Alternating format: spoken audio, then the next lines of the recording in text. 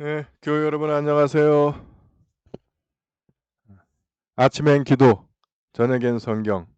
코로나를 헤쳐가는 크리스찬의 능력인 줄 믿습니다. 오늘 하루 어떠셨습니까? 기쁘고 좋은 일이 많았다. 어렵고 힘든 일이 많았다.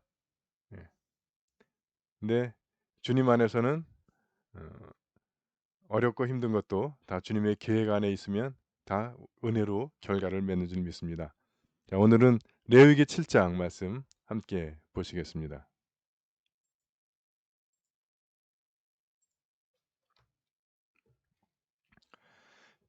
계속해서 제사 규정이 이어지는데 내용을 보시면 아시겠지만 사실 이거는 그 제사를 어떻게 드리냐 하는 방법에 대한 이야기보다는 사제의 보상에 대한 이야기를 다루는 것 같아요.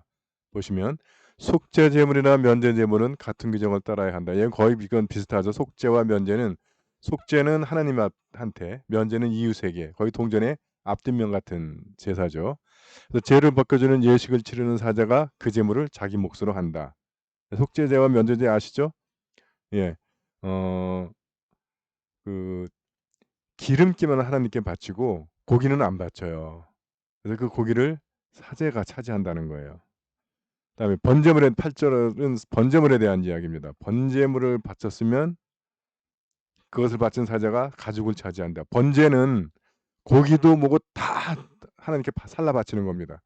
그거는 똥만 재 버리는 데다 갖다 태우고 남는 게 없어요. 다 바쳐야 돼. 근데 가죽은 남아. 그래서 그 가죽은 사자가 차지하는 거예요. 다음에 소재, 곡식 예물이죠. 가마, 남비, 빵, 그 번철 등급이 있다 그랬어요. 그래서 그것들을 구워낸 것을 한 줌만 하나님께 바치고 나머지는 다 사자의 것이다 하는 거예요. 예.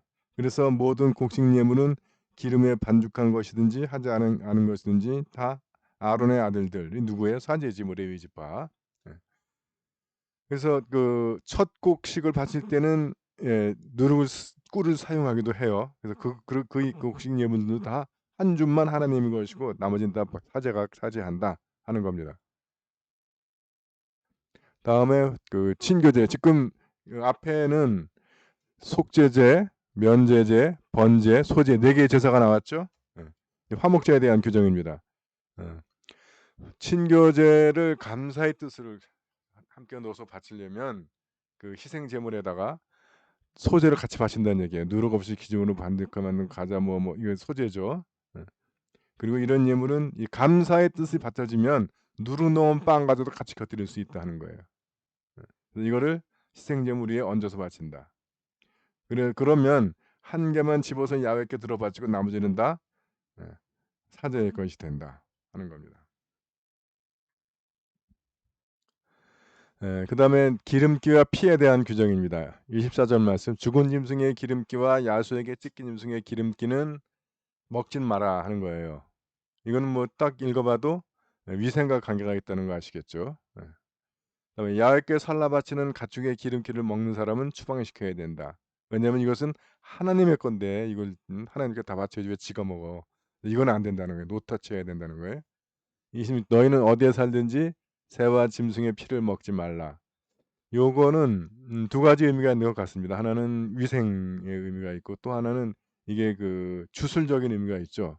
식인종들이 배가 고파서 사람을 잡아먹는 게 아니고 그 사람의 기를 받기 위해서 특히 원수 미운 놈들을 잡아서 그의 그 살을 먹음으로써 그의 기를 자기 것으로 삼는 그런 그 주술적인 의미가 있답니다. 그래서 그 위생과 주술적인 미신, 우상 숭배 이것들을 갖다가 배격하기 위해서 금지하는 것 같습니다. 그다음에 34절하고 35절 말씀. 나는 이스라엘 백성에게서 친교 제물을 받아 그 중에서 흔들어 바친 갈비와 쳐들어 바친 뒷다리를 사제 아론과 그의 후손에게 준다. 나머지는 친교제니까 화목제. 다른 백성들도 같이 예배자도 먹고 뭐 같이 먹을 수 있어요. 그러나 이 갈비하고 바친 뒷다리 이거는 사제 몫이다. 이것은 이스라엘 백성이 길이길이 지켜야 할 규정이다.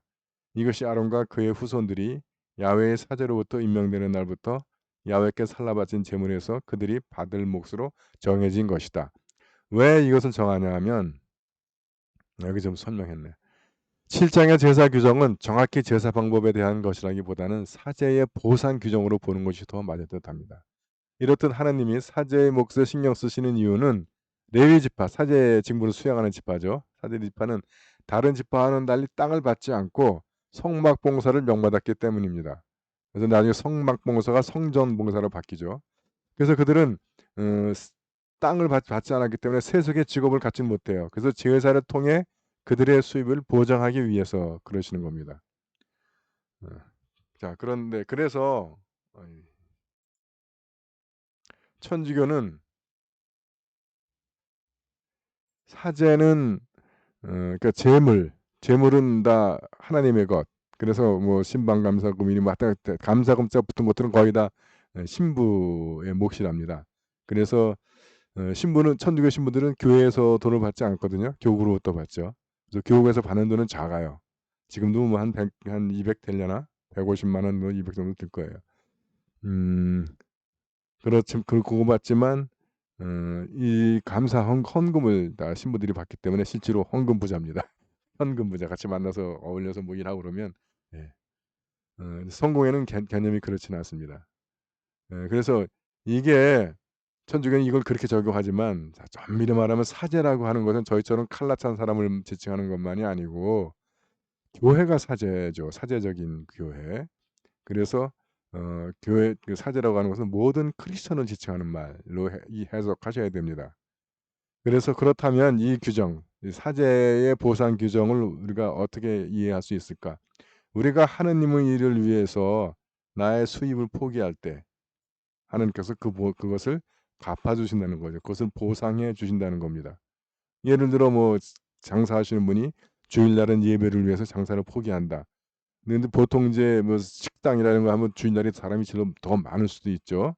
그것을 포기하기는 쉽지 않은데 그럼에도 불구하고 그것을 포기하고 하나님의 일을 위해서 포기하면 하나님께서 그것을 보상해 주신다는 거예요.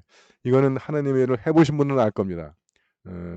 교회 성전 봉사를 위해서 또는 하나님의 사역을 위해서 수입을 포기해야 하신 적이 있으신 분들은 하나님이 그것을 어떻게 갚아 주시는지를 경험해 보셨을 거예요.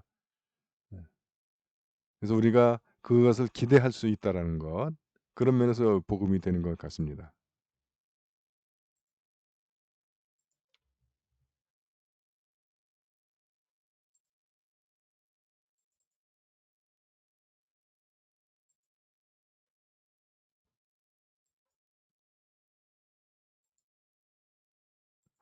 네, 여러분 오늘은 여기까지입니다. 여러분들 오늘 하루 수고들 하셨고요. 주님의 보호하신 가운데 편안한 잠자리 되시기 바랍니다. 여러분들 사랑합니다. 행복하세요.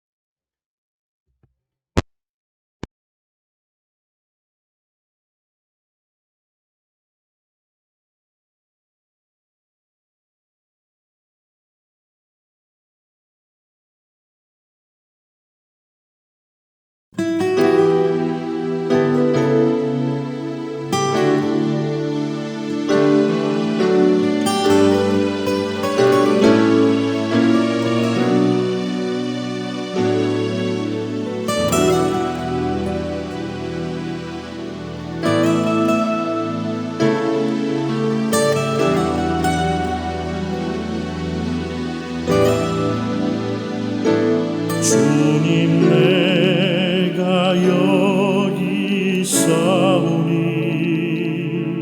나를 보내소서 나의 마음